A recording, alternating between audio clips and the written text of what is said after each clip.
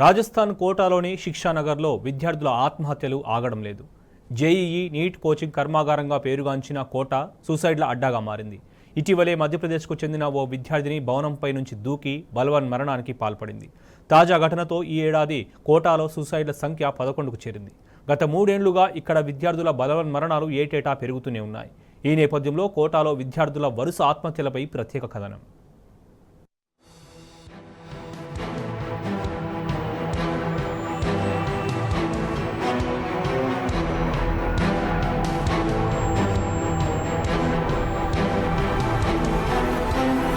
రాజస్థాన్ కోటాలో విద్యార్థుల ఆత్మహత్యలు ఆగడం లేదు. తాజాగా ఓ విద్యార్థిని సూసైడ్ చేసుకుని ప్రాణాలు తీసుకుంది.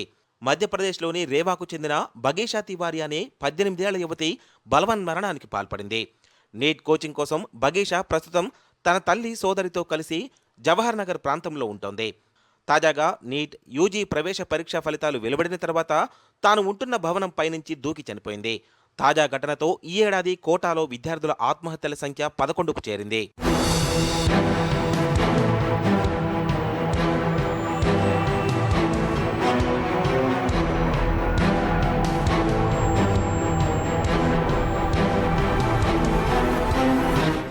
జేఈఈ నీట్ కోచింగ్ లో ఒకప్పుడు టాపర్స్ ర్యాంకర్స్ ని సృష్టించిన కోట ఇప్పుడు విద్యార్థుల ఆత్మహత్యలతో వార్తలకెక్కుతోంది. గత ఏడాది 29కి పైగా మంది విద్యార్థులు మరణించారు. విద్యార్థుల మానసిక ఆరోగ్యాన్ని పట్టించుకోవడం లేదని కోటా కోచింగ్ సెంటర్స్ పై విమర్శలు వెల్లువెత్తుతున్నాయి.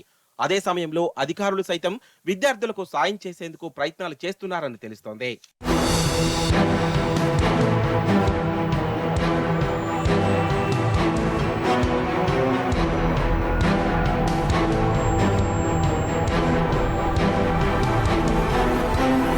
దేశంలోని అగ్రశ్రేణి ఇంజనీరింగ్, మెడికల్ విద్యా సంస్థల్లో ప్రవేశ పరీక్షలకు కోచింగ్ ఇచ్చే కర్మాగారంగా పేరొందిన రాజస్థాన్లోని కోటాలో ఆత్మహత్యల మరణ మృదంగం ఆగకుండా మోగుతోంది. 2022లో ఇదే పట్టణంలో 15 మంది విద్యార్థులు ప్రాణాలు తీసుకున్నారు. ఉన్నత చదువులు చదివి జీవితంలో ఉజ్వలంగా ఎదగాల్సిన భావి పౌరులు పరీక్షల అతి ఒత్తిడితో ఆయువు తీసుకుంటున్న విషాదం మరోసారి అందరినీ ఆత్మ పరిశీలనకు పురిగొల్పుతోంది. కోటాలో ఆత్మహత్యలు ఇవాళ కొత్త కావు. కోచింగులతో పాటు ఒత్తిడి తట్టుకోలేని విద్యార్థుల బలవన్మరణాలకు ఈ పట్నం కొన్నేళ్లుగా పేరుపడింది. అక్కడ అన్ని వారాంతపు సెలవైనా లేకుండా రోజుకు 14 నుంచి 18 గంటల పాటు పిండి రుబ్బినట్లు పాఠాలు రుబ్బించే విద్యార్థి కర్మాగారాలే. వాటిలో పిల్లలు అనుభవించే మానసిక చిత్రవద వర్ణనాతీతం. కఠినమైన పాఠ్య ప్రణాళికలను పూర్తి చేయాలనే ఒత్తిడి, నిద్రలేని రాత్రులు, నిరంతరం అంచనా పరీక్షలు, ఎక్కడలేని పోటీ, వైఫల్య భయం, వీటన్నిటికీ తోడు తల్లిదండ్రులకు ఇంటికి దూరంగా ఒంటరి జీవితం, ఇవన్నీ పసి మనుషుల్ని ప్రాణాలు తీసుకునేంతగా ప్రేరేపిస్తున్నాయి.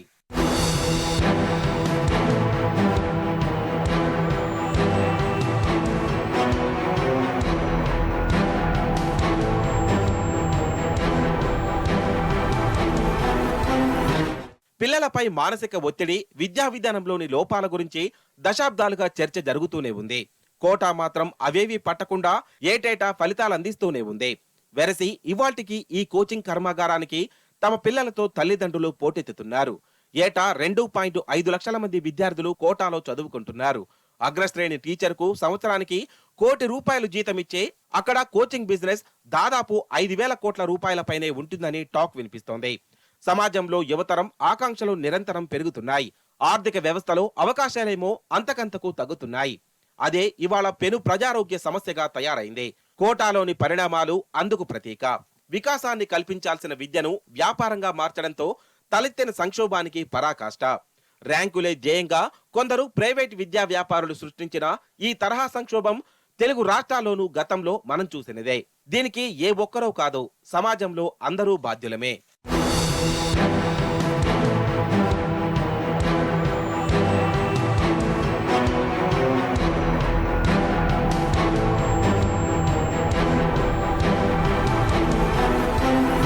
సృజనాత్మక కళల పట్ల ఆసక్తి ఉంది మొర్రో అంటున్న శాస్త్ర సాంకేతిక విద్య వైపు పిల్లల్ని తల్లిదండ్రులు, కుటుంబ సభ్యులు నెడుతున్నారు.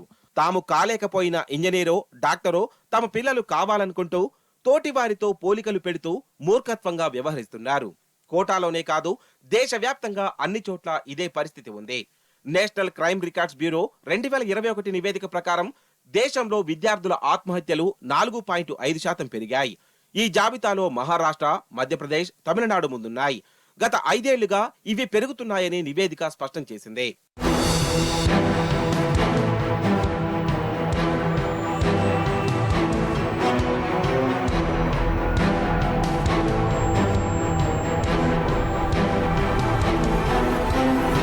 కోటాలో ఎక్కువ మంది విద్యార్థులు డిప్రెషన్తో బాధపడుతున్నారని 2018లో Tata institute of social sciences నివేదిక వెల్లడించింది. తాజా సర్వే ప్రకారం అక్కడ ప్రతి 10 మందిలో 4 మానసిక ఆరోగ్య సమస్యల్ని ఎదుర్కొంటున్న వారే.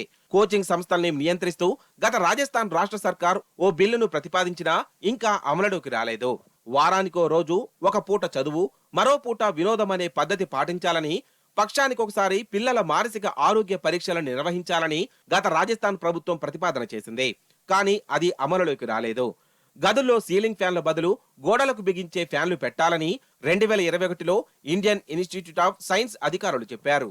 ఈసారేమో స్ప్రింగులు, సెన్సార్తో కూడిన సీలింగ్ ఫ్యాన్లు పెడితే ఆత్మహత్య యత్నం చేసినా సరే ఉరి బిగిసుకోదంటూ స్థానిక పాలనా యంత్రాంగం వింత ఆలోచన చేసింది. మెడపై నుంచి కిందకు దూకకుండా వలలు, జాలీలు కట్టడం లాంటి తెలివితేటలు హాస్టళ్లు చూపుతున్నాయి. ఇవేవి సమస్యకు శాశ్వత పరిష్కారం కావు. పైగా తమపై నిత్యం నిఘా ఉందంటూ పిల్లల మనసుపై అదనపు ఒత్తిడి.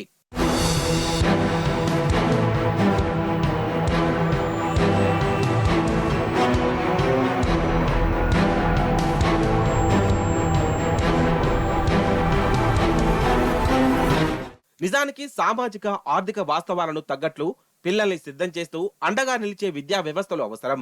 అసలు సమస్యను వదిలేసి తాత్కాలిక ఉపశమనాల్ని ఆశ్రయిస్తే ఉపయోగం లేదు. పరీక్షల్లో తక్కువ మార్కులొచ్చాయని, నలుగురిలో తలెత్తుకోలేమని, ఇంట్లో బాధపడతారని, ఆయువు తీసుకోవాలనుకోవడం పిల్లల్లో తల్లిదండ్రులు నూరిపోస్తున్న తప్పుడు విలువలకు తార్కాణం. పిల్లలు అన్నిటా అద్భుతంగా రాణించాలనే కోరిక నుంచి తల్లిదండ్రులు బయటపడాలి. పసిపిల్లల ప్రాణాలు తీస్తున్న ఈ అగ్రశ్రేణి ప్రవేశ పరీక్షల విధానంపై కేంద్రం సమగ్ర దృష్టి సారించాలి. ఇరికిరుకు గదుల్లో పిల్లల్ని కుక్కి, కోళ్ల ఫారంలలో కోడి పిల్లల్లాగా పిల్లల్ని చదివించడం, పెంచడం ఏ సమాజానికి ఆరోగ్యం కాదు. అందుకే ఇవి ఆత్మహత్యలు కాదు, సమాజం సామూహికంగా చేస్తున్న హత్యలు. ఈ జాతీయ సంక్షోభంపై ఇప్పటికైనా పాలకులు కళ్ళు తెరవకుంటే ఆ పసి హృదయాల ఉసురు తగులుతుందని మానవతావాదులు హెచ్చరిస్తున్నారు.